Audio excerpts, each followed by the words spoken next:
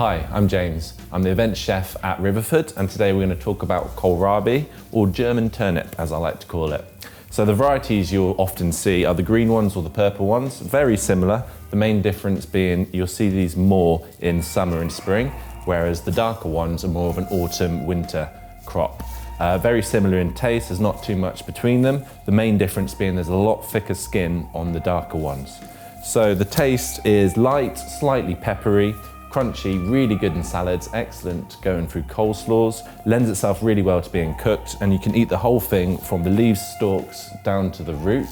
So we're gonna break it down and talk about what you can do with the different cuts. We're gonna start by taking the stalks and the leaves off the kohlrabi. Easiest way to do that is just use your fingers, snap them off, and then you'll have a pile of stalks and leaves. If you take the leaves off the stalks, once you've got your leaves, roll them up nice and small, cut them up really thin, and then that can go raw through salads. If you want to leave them a bit larger, then you can just blanch them, very similar to spinach, and then that can be sort of stirred through pastas. And with the stalks, don't throw them away. They're full of fiber and have a great texture, so chop them up, add them to soups, or use them as a base for when you're making sauces. So much like you would with celery, chop them up small and then saute them off with the onions and garlic. A great way to use kohlrabi is to roast it. Unfortunately, you can't roast them whole because they're just too dense, they won't cook. You'll end up with just a burnt exterior and a completely raw interior. So you want to start by peeling it. You don't strictly have to peel it, but I find the skin can be a little bit too tough and it doesn't really add anything. Now, once you've peeled it, you want to cut off the root at the bottom, this little tough bit here.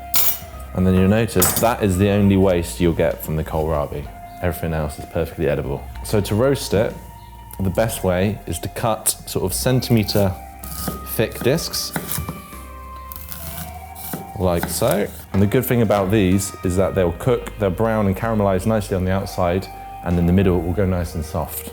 So just brush these with olive oil, salt and pepper, and these make a great addition to your Sunday roast. The next cut is the Julienne. This is a fantastic way of preparing it if you're going to use it raw in a salad.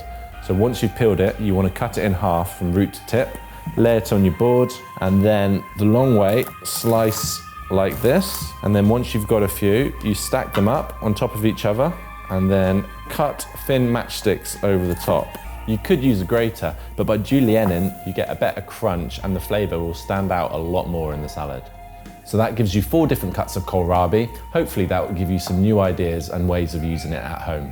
Thanks for watching. Don't forget to like, subscribe, comment, and hit the notification bell for weekly videos.